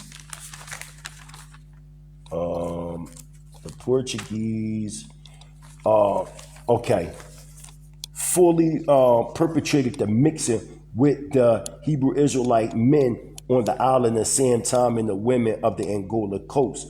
What the Portuguese failed to realize is that we traced our bloodline from our father's bloodline, not our mother's. Also, the women on the Angola coast were Hebrew Israelite sovereign nationalists themselves from the tribe of Benjamin. They are also known as the Jews of Angola by so-called white historians. Checkmate. Come on, man. Y'all want to see with the Mandinkas? This is an actual picture. The Mandinkos here on the left-hand side are the direct descendants of the Hebrew Zad dynasty of Ghana, 300 CE to 1492, that came by Zai El Yemaim from Wagala by the way of Yemen. This is them. Watch this. These Hebrew Israelite sovereign nationals from the tribe of Judah now dwell in the city of Gambia, Hinterland. In the center is a Hebrew chief with his family in Accra, Ghana, West Africa, wearing a robe with Hebrew charms in it. Come on, man. Who you think you talking to, man? Who you think you talking to? Who you think you talking to? Are you for real? Stop playing these games. Stop playing these games like, y'all just making this stuff up. Y'all making these guys is crazy, man. Y'all gotta stop listening to these guys. These guys, man, are not real scholars like they claim to be. Because if they were real scholars, they wouldn't, half of the stuff they saying, they wouldn't even be saying this stuff. They wouldn't be saying these things. They would be like, you know what, that brother telling the truth right there. Not them. Not them guys. What you say?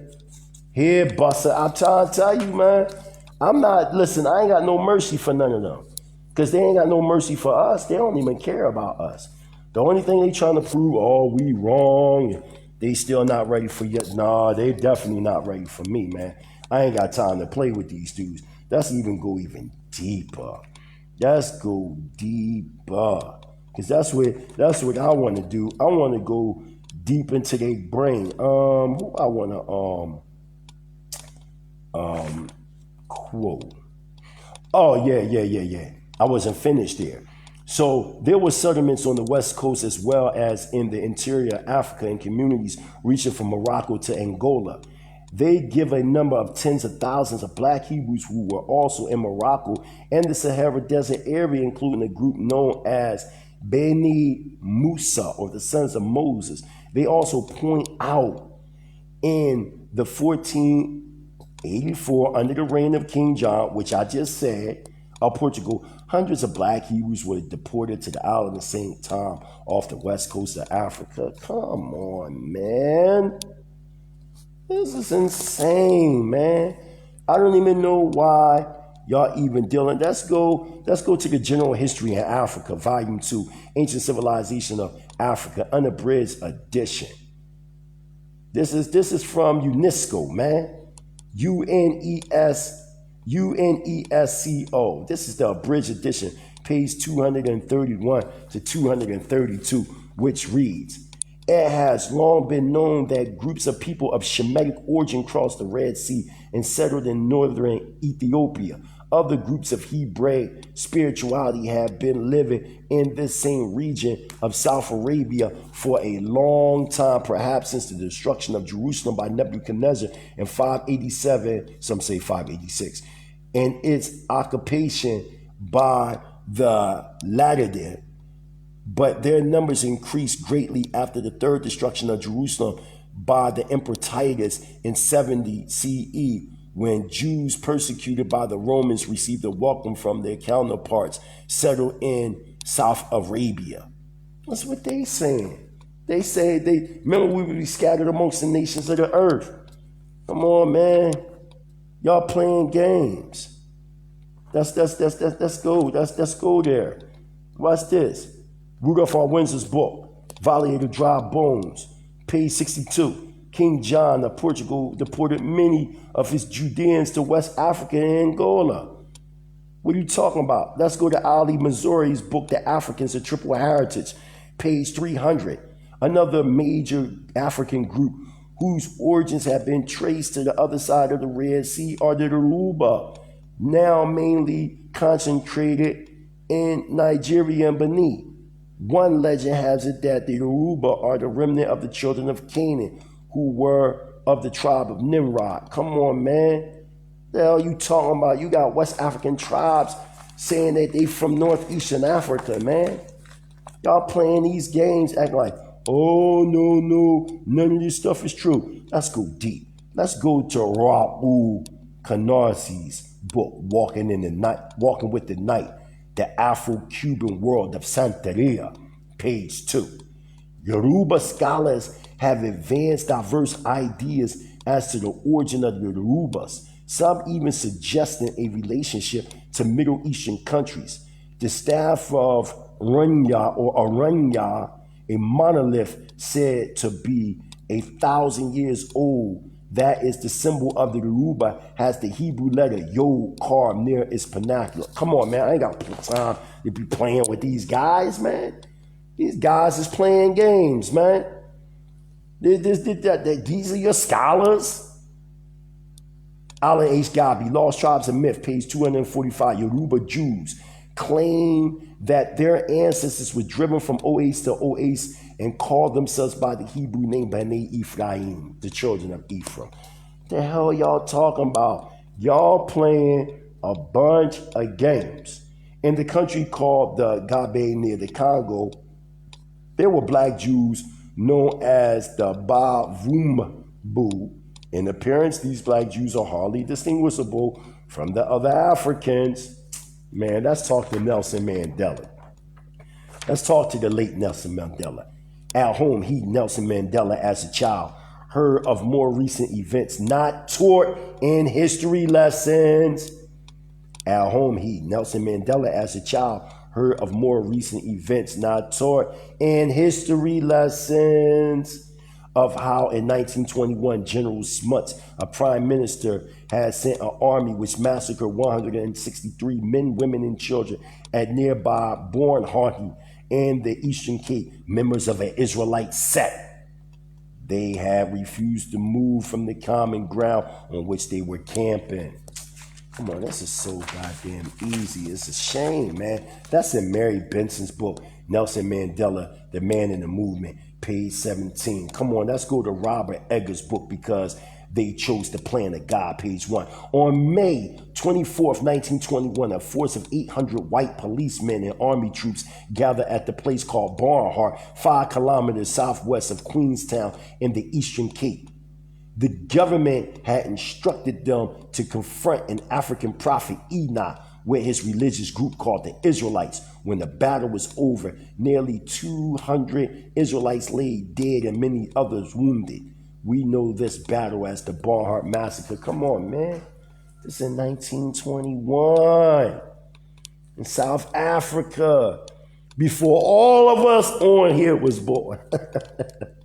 But you gonna tell this was that was 100 years ago.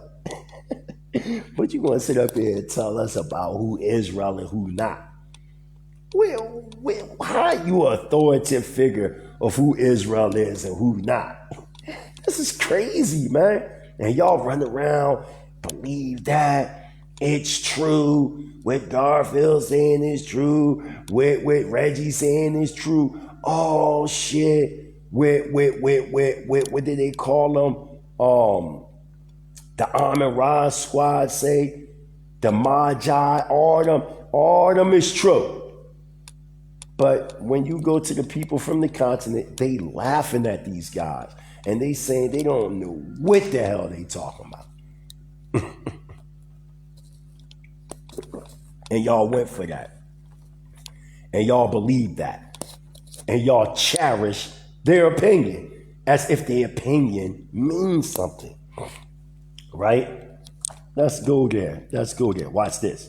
By the 6th century, the black Hebrew Israelites had increased in such large numbers that they were found throughout the Middle East. They had at least 2 kingdoms in southern Arabia, a kingdom in Ethiopia, large settlements across North Africa and the Sahara Desert, a kingdom just southeast of the Senegal River. There was the Hebrew kingdom of Ghana, and there were numerous Hebrew Israelite settlements all along the West African coast as far south as the country of Angola. Rudolph R. Windsor, The Valley of the Dry Bones, page 112. Watch this. Speaking of Uganda to the west of Lake Victoria and northeast of the Congo, it has an organized native government with a tradition of 33 kings and a legendary line tracing back to King David. Damn. Shalom, Elder Jehoshaphat. I was just promoting your book. We got Elder Jehoshaphat. He wrote the book here. I have The Revelations of Daniel, Yah's prophetic utterances to Black America and all mankind. It is a must get. Elder Jehoshaphat ben Israel, put your information down, how it can be purchased and how they can send payments to get your book. Again, this is the author right here. He is the editor and founder of the Jerusalem Chronicle newspaper. I wrote for the Jerusalem Chronicle for over 5 years as a contributing columnist. He's here with us right now. Again, the book is called The Revelations of Daniel, Yah's prophetic utterances to Black America and all mankind. This book has over 536 pages. It is a scholarly masterpiece. I think it's the best book I ever read thus far. I'm not done yet, but I'm on it. On the visions of Daniel and how it affects us as Hebrew Israelite sovereign nationals and the whole world on a global scale. Here's a picture of our Elder Jehoshaphat. He's originally from out of Memphis, Tennessee. He is the founder of the Jerusalem Chronicle newspaper. Elder Jehoshaphat, if you can, put your information up there. If not, I will get the information and I will post it up. It's 5 o'clock in the morning, my time. I will post it up for the people so y'all can get this book. Also, a good book to get is also From Assyria to America. The 12 tribes are in derision by Vincent Hutchinson, also known as Kashub, the Danite historian. A very, very excellent book. As y'all know, me and Kashub is known together. He's known as Professor X. I'm known as Magneto. You know what I'm saying? When we get together, we tear shit up. That's my brother right there. Get his book. He has a whole lot of books. Let me see if he named his other books in the back of his book. Let me see. No, he doesn't name his other books, but he does have a lot of books. Sometimes he's on Maccabees TV with Priest Dana Allah, giving a lot of information. It's a very, very good piece to get, but he definitely shows and proves that the Israelite presence in West Africa is definitely the truth. And also, He is an expert in the Hebrew language. He comes from out of Shema Yisrael and Hashava out in Brooklyn, New York. So he's definitely a scholar in that. Shalom, Sister Clara. Give it's crazy that you've been my friend all this time, and I haven't seen you in so long, and I didn't even peep that Moreh Eleazar is your Ish, and I'm just like, what's up with Elder Eleazar? You know what I'm saying? I haven't seen him in so many years, since the Kifraim days. Oh man, because I noticed you just put up there his Earth Day, and I'm finally realizing, I'm like, that's Moreh Eleazar's Isha. I was just talking to your daughter a couple of days ago. She was like, I remember you back in the day in Temple Kifraim and stuff like that. And I know you got a lot of daughters and stuff. I remember, because I think y'all originally from Chester, and then y'all moved like around the Frankfurt area. But yeah, it's definitely good to see y'all. We in Africa. We doing great. So I want to read a few other quotations. There's a Afrocentric scholar by the name of John S. Mbiti. He wrote this book called African Religions and Philosophy. And on page 333, he says, another community of African Judaism, meaning the Hebrew Israelite culture, these are misnorms, we know that, is found in eastern Uganda. Members of a congregation speak of themselves as Bayou Daya, the Judites of Judah. So this is what they call themselves. Then you also have the Hebrews of Madagascar, and et cetera, et cetera. So what I'm saying to the family, we got to stop listening to these people saying that they know who they are and et cetera, but they don't. So I want to read something to y'all before I leave. I think this is very important. Y'all need to hear this. This book called Black Song, The Forge and the Flame, on page 31 to 32 by John Lavelle Jr. Listen to what he says. What she say? No, we from Philly, never Chester, but he is good. Okay, y'all from Philly, never Chester. Okay, I got you. But yeah, I know y'all was teaching out in Frankfurt. Yeah, I remember that was a long time ago, years ago. Y'all still teaching in Frankfurt? Y'all still out there teaching? So now it says, if the American white man fancies that he was the first to teach the Bible to his black slave, he is quite mistaken. Mungo Park, as affirmed by Marlon L. Stokely, found that Fatima, the Catholic schoolmaster, had Arabic versions of the Pentateuch, the Psalm of David, and the book of Isaiah. Yup, he's okay. Hallelujah. Tell him I said shalom. So now you see these versions in Arabic. Why? Because at the time, Arabic was the language of diplomacy during the Dark Ages. So you talk from the 5th century ACE to the 15th century.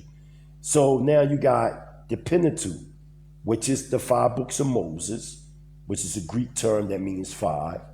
Then you also have the Psalms of David, the book of Isaiah. They had these things, but this is the key. The unlettered, meaning that they wasn't, writing in their language, Mandinkas entertained him with stories of Joseph and his brethren, Moses, David, and Solomon. And remember, I just showed y'all an actual picture of the Mandinka with Hebrew robes on, with Hebrew in it and all that, right? Okay. They gave out the stories as part of their own folklore and were very much surprised to learn that white men had heard of them. So if they were surprised that white men heard of them, then how did the Hebrews, Garfield, migrating into Africa, they were white? But the Mandinkas were surprised to even know that white people even knew about these stories. If many slaves already knew a great deal of the Bible, the whole pattern of the origin and development of the backgrounds of the spiritual in America will have to be reconsidered. I give all praise and honor to Yahweh, the supreme, intelligent, powerful one of our forefathers, Abraham, Yitzchak, and Yaakov, those striving for righteousness' sake. I say into the family, Shalom Aleichem. If y'all came late, y'all will be able to rewind this. Garfield, you need to come to Africa and sit amongst real Hebrew scholars, because if I noticed that y'all not debunking anything we're saying. Well, dude, see you and your family. I see you and your family enjoying yourself. Yeah, we love it in Africa, Ima. We love it out here. It's dope. It's dope. We ain't never coming back. You know what I'm saying? We got farmland. We got cattle. You know, our own businesses, nightclub. We just got the nightclub, restaurant. You know, we got another little mini mansion. We also got a mining company. Man, we're working out here. We have some ties with a safari company we're working with. So we doing some things. You know, I'm doing some things with our general. You know what I mean? So we working it out. And what we're trying to do is create a repatriating Hebrew Israelite sovereign nationalistic community, a knitted strong community over here in East Africa, so we can self-govern ourselves, because we're in a time now where the powers that be, you know, the prophecies say that everybody's going to return back to their land. So when you look at Genesis chapter 15, 18, matter of fact, let's read that real fast. Let's read that real fast. Let's go to Bitter Sheet before I go. Let's go to Bitter Sheet. We're going to close this out in a positive note, because the focus is always to glorify Yahweh. So verse 18 in chapter 15 of Genesis said, let's start at verse 13. It says, and he said unto Abram, know of a surety that thy seed shall be a stranger in the land that is not theirs, and they shall serve them, and they shall afflict them for 400 years. Verse 18. In the same day Yahweh made a covenant with Abraham, saying, unto thy seed I have given this land, from the river Egypt unto the great river Euphrates. So that's very important to know, because we know that the great river is talking about the Nile River, which drops to Lake Victoria. That's from East Africa. And then it speaks about the great river Euphrates. So in all actuality, Israel is from East Africa all the way to Northeast Africa, falsely called the Middle East. What we know as Israel today is only a portion of the greater body of Israel. So if you in Kenya, you in Israel. If you in Uganda, you in Israel. If you in Zanzibar, if you're in Tanzania, if you're in Egypt, if you're in Ethiopia, if you're in Iraq, Iran, Syria, Jordan, Lebanon, the state of Israel, whatever, all that constitutes Israel. The whole from northeastern Africa to East Africa, or from East Africa to northeastern Africa, belongs to us. So we're actually in the promised land right now. And if you notice, verse 18 of chapter 15 of of Genesis lines with this verse. Watch. If you go to Genesis chapter 2, verse 13, right? It reads on this wise. You see, it says the name, no, let's start at verse 11. The name of the first is the peace sign. That is compasses the whole land of Havilah. And then you see the second is the Gion, which encompasses the whole land of Ethiopia. Some argue that this Ethiopia is what you would call the Indo/Mesopotamian Valley. Some say this is where Africa is at. However one wants to view it. But from the research that I'm seeing, is talking about, you know, what we know as East Africa to the so-called Middle East. It's the same from the Egyptian river to the great Euphrates that we just read in Genesis chapter 15, 18. It's the same as Genesis chapter 2:13, 2:12 going down to 15 or to 14, but it's just giving us detail.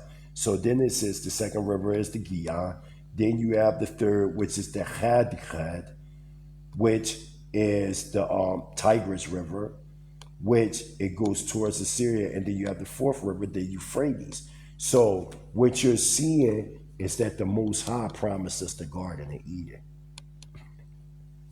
That's the promise. He actually promised from East Africa to Northeastern Africa, or the so-called Middle East, all that comprises the whole Garden of Eden. That is our promise. It started in the garden, it's going to end there. That's what we're going back to. Hallelujah. So, oh man, I see you done came in the building. I see Ben Sar Kazriel. Give your Abba my blessing. You know I'm over here in Tanzania. You see what we doing over here. I just talked to Dr. Sar Kazriel a couple weeks ago. You know, me and him, we got some work that we're gonna be doing.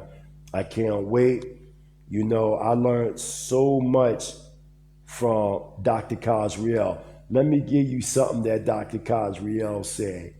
He said, Elijah Muhammad, he put pants on them devils, right? This is in one of his works called Helping to Conceptualize New Heaven and New Earth. He said, remember the movie Dracula? Dracula was wealthy and intelligent. And you never met a bum Dracula. Come, let me bite your neck. Come into my castle. And you know, he was real suave, the way he moved. Real swift, ladies man, all that, right? But when you look at Western liberal democracy and how the Euro-Gentiles move, they move like Dracula. They blood suck everywhere they go, you see?